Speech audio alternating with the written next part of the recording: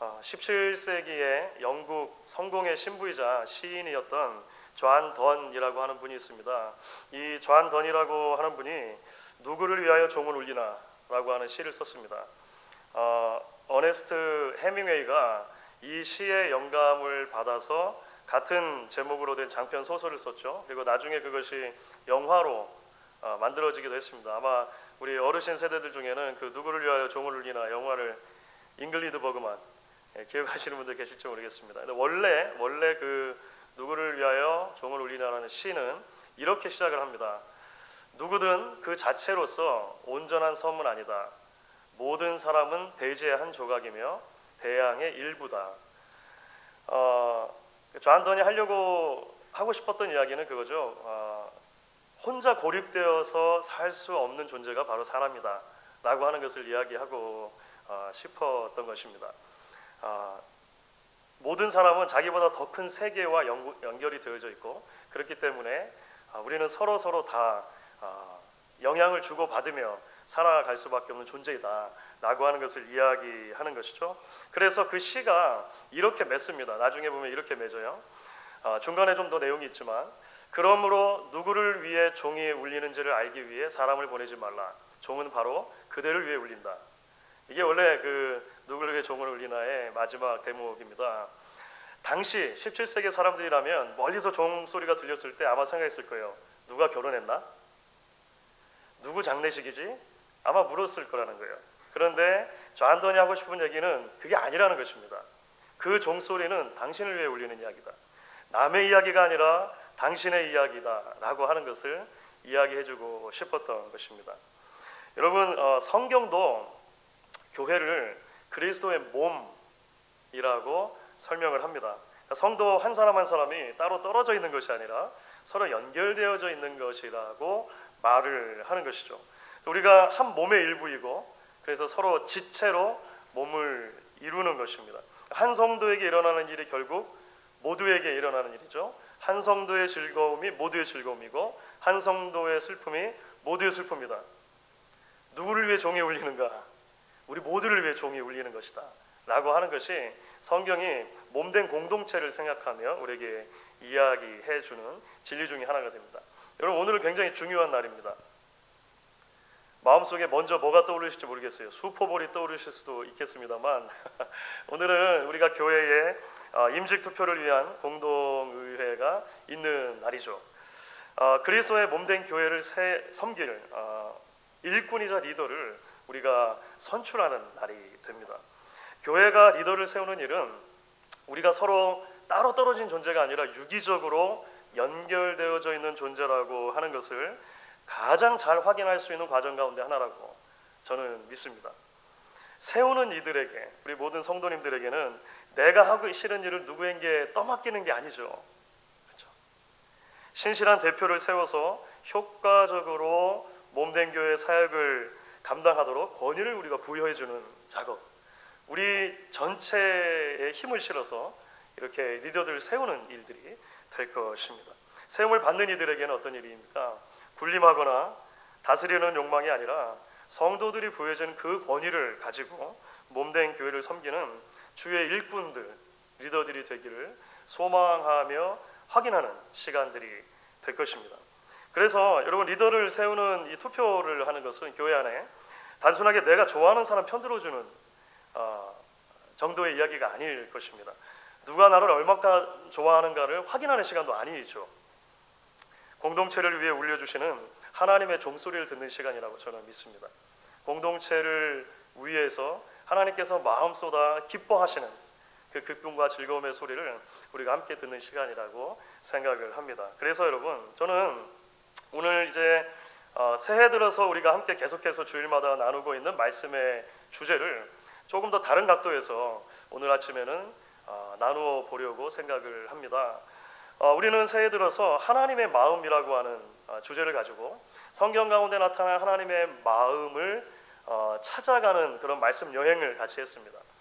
그런데 오늘 우리가 함께 나눌 주제는 성경에 나타난 하나님의 마음 자체를 들여다보기보다는 성경에서 말하는 리더를 세우는 일과 관련해서 신앙의 공동체 안에 일꾼들을 세우는 일과 관련해서 이 하나님의 마음이라는 주제가 어떻게 연결되어져 있는가라고 하는 것을 조금 함께 보기를 원하고요. 그러면서 이 묵상의 시간을 통해서 우리 모두가 오늘 이루어지는 모든 일들을 통해서 하나님의 일하심을 함께 기대하고 함께 바라볼 수 있는 그런 시간이 될 수 있기를 바랍니다. 여러분, 오늘 읽은 출애굽기 말씀을 보시면 성막을 짓는 데 필요한 일꾼을 지명해서 세우는 장면입니다. 그렇죠? 우리가 작년 2018년도 들어서면서 출애굽기 강해를 계속해서 이제 작년에는 출애굽기 강해를 마쳤는데요.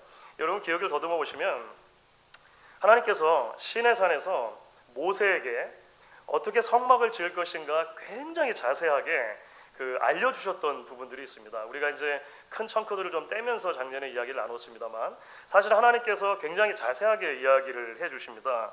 도대체 어떤 재료를 사용할 것인가, 어떤 문양을 넣을 것인가, 성막 안에 사용하는 기구들은 어떤 규격을 따라서 어떻게 만들 것인가, 아주 세세한 부분들이 출애굽기에는 다 나와 있습니다. 그러니까 하나님께서 성막에 대한 청사진이죠, 블루프린트를 모세에게 시내산에서 주신 것입니다. 그런데 여러분, 우리가 다 아는 것처럼 블루프린트만 있어서 일이 끝나는 건 아닙니다.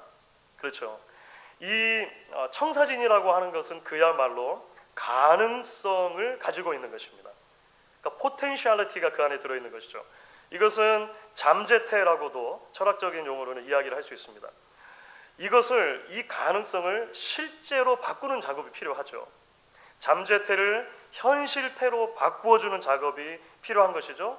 이것이 성경에서는 성막을 실제로 짓는 과정이 됩니다. 그렇죠? 그러니까 청사진대로 성막을 지어야 실제 성막이 되는 것이죠.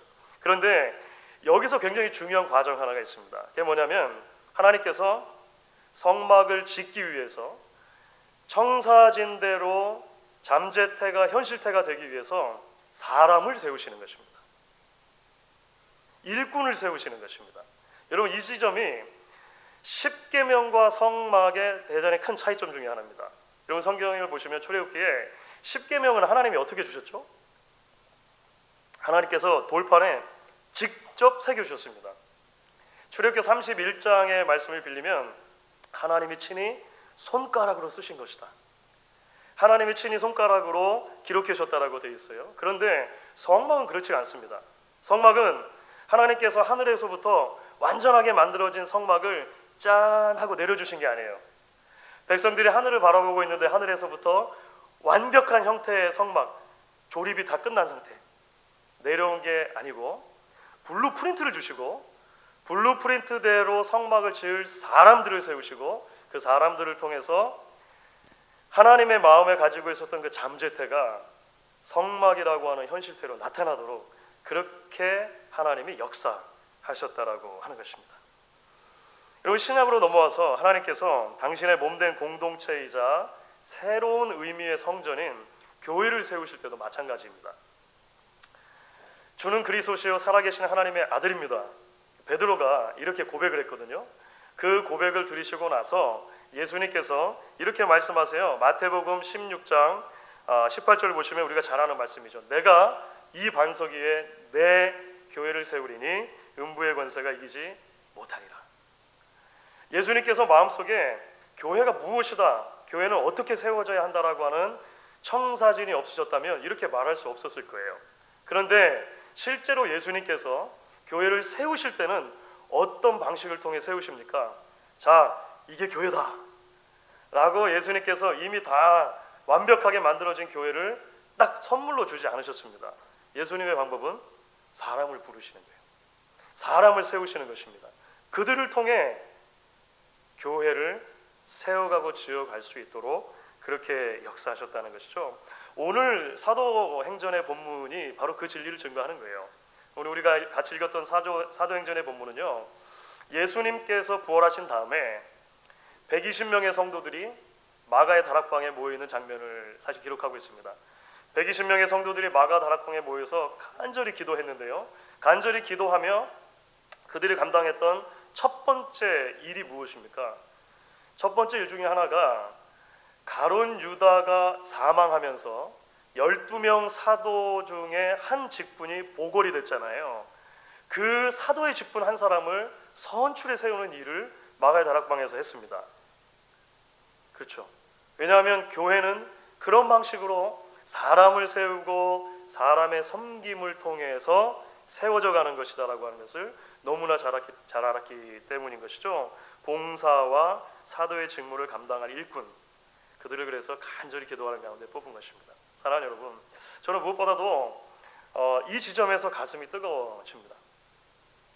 하나님께서 당신의 마음속에 품고 계셨던 교회에 대한 이상이 있으신데, 그렇죠, 그 잠재태가 있는데 그것을 현실로 바꾸는 데 있어서 하나님이 직접적으로 개입하시고 직접적으로 만들어 가시기보다 우리와 같이 연약하고 한계 있고 허물 많은 사람들을 사용하신다는 것입니다.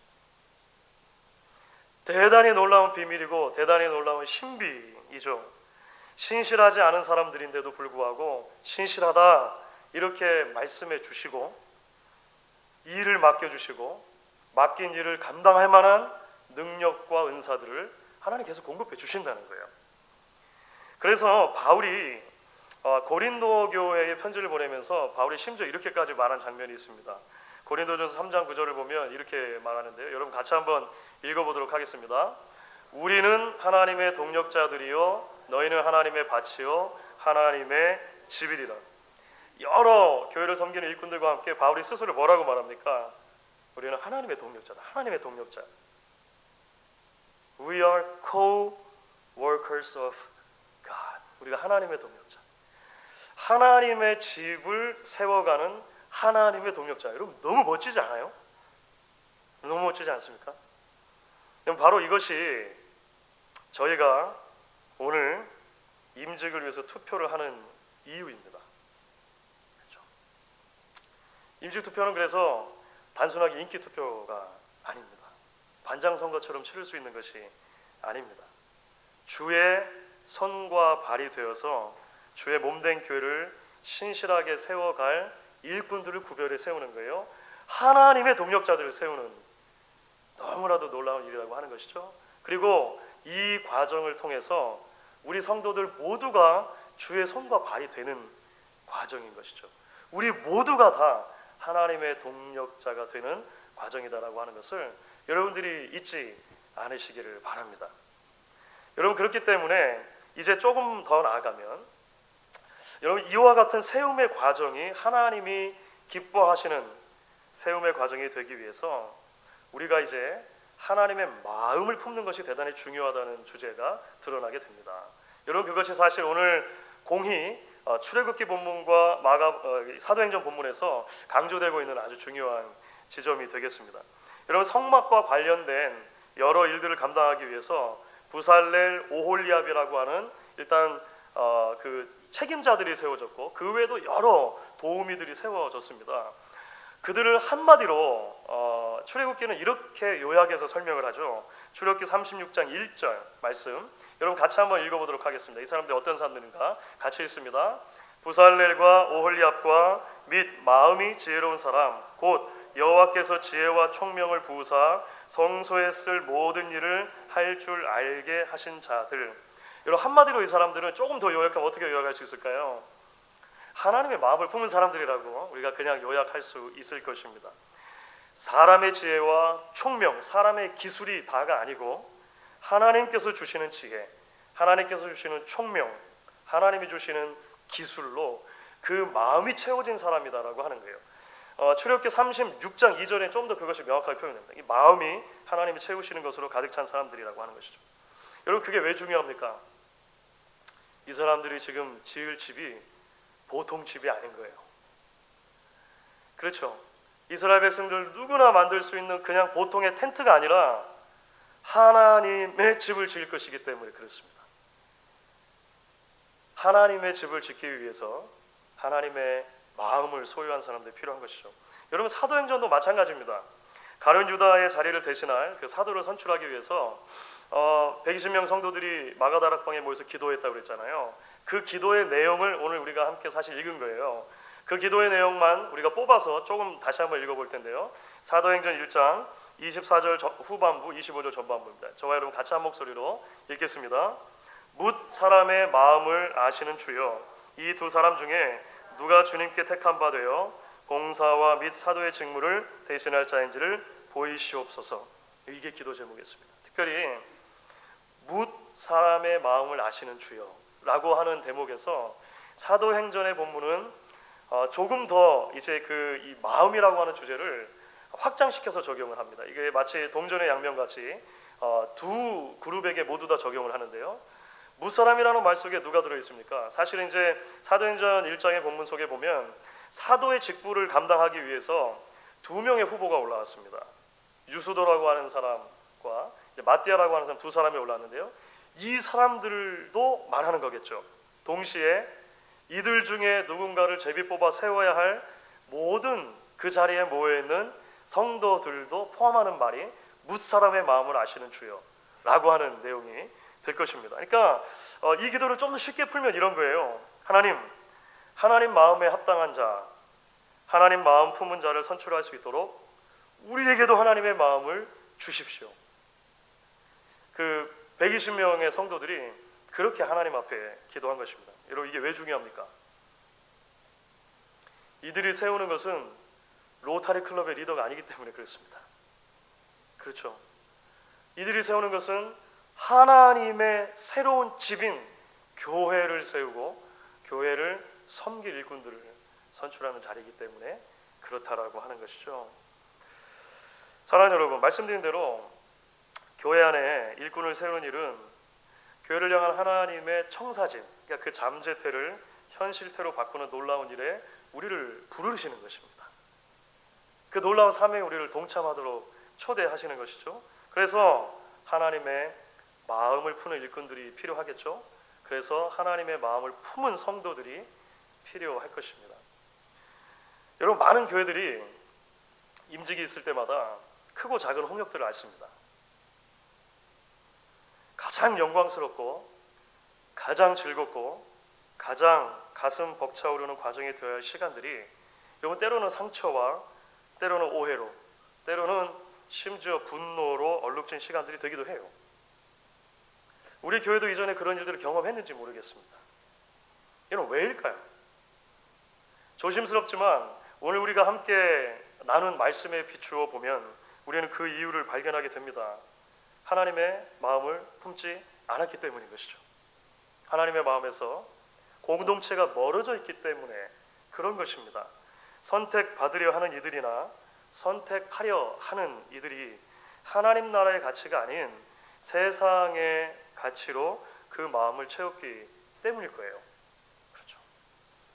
겸손과 섬김으로 세우는 하나님의 집이 아니라 세상의 높낮이 기준으로 경쟁하는 신기루를 세우려 했기 때문이다. 우리는 그렇게 아마 이야기를 할 수 있을 것 같습니다. 여러분, 영어에 보면 be on the same page라고 하는 표현이 나옵니다. be on the same page. 이게 그 문자 그대로 하면 책을 이렇게 여러 페이지가 있잖아요. 책의 같은 페이지를 보고 있다, 이런 의미 정도 될 텐데요. 사실 이제 함축된 의미는 비슷한 생각을 나누다, 동의하다, 우리가 지금 같은 생각하고 있는 거지, 이렇게 할 때 보통 씁니다. 그래서 미국 사람들과 회의를 하다 보면 회의 자리에서 굉장히 많이 그런 얘기가 납니다. Are we on the same page? 우리가 같은 페이지에 있는 건 맞지? Are we on the same page? 자꾸 그런 이 확인을 해요. 지금 당신과 내가 이 문제에 대해서 같은 생각 나누고 있는 게 맞냐, 동의하고 있는 게 맞냐, 이런 얘기를 자꾸 합니다. 사랑하는 여러분, 저는 오늘 우리가 함께 나눈 이 짧은 말씀을 통해서 하나님께서 저와 여러분에게 묻고 계신다고 생각합니다. Are we on the same page? 하나님 묻고 계시는 거죠. 하나님의 손과 발이 되어서 주의 몸된 교회를 섬길 일꾼을 세우는 일이 있어서 하나님이 가지고 계신 생각과 우리가 정말 같은 마음을 품고 있는가 하고 말씀이 도전해 오고 있습니다. 오늘 임직 투표의 후보가 되신 사랑하는 모든 여러분들, 부탁의 말씀 드리고 싶습니다. 비록 우리 자신만을 바라볼 때 부족한 점 투성이고 연약한 점이 많지만 하나님께서 지혜와 총명과 능력을 주실 때 우리 작은 마음에 하나님의 마음이 채워지게 될 때 능히 감당케 하심을 믿을 수 있는 여러분 되시기를 바랍니다. 무사람의 마음을 아시는 하나님께서 필요하여 세우실 때에 당락의 여부와 상관없이 그 안에 드러난 하나님의 뜻, 그 하나님의 뜻에 우리가 순종하며 나아갈 수 있는 여러분 되실 수 있기를 바랍니다. 여러분, 아울러서 오늘 임직을 위해서 투표에 임하는 사랑하는 성도 여러분들께도 부탁의 말씀을 드리고 싶습니다. 하나님의 마음을 품은 일꾼들을 하나님의 마음 가지고 세울 수 있도록 겸손히 하나님 앞에 나아가는 여러분들 되실 수 있기를 바랍니다. 투표권을 행사하는 나 역시도 하나님 보시기에 합당한 중심을 유지할 수 있게 하소서 기도하며 하나님께 나아갈 수 있는 우리가 될 수 있으면 좋겠습니다. 사랑하는 여러분, 이 모든 일에 우리 모두를 당신의 손과 발로 놀랍게도 동력자로 불러주시는 그 하나님의 음성에 귀 기울이면서 그 하나님의 일하심을 기대하는 오늘 저와 여러분 될 수 있기를 주의 이름으로 축원하겠습니다. 우리 한번 기도하시고 찬양하시고 오늘은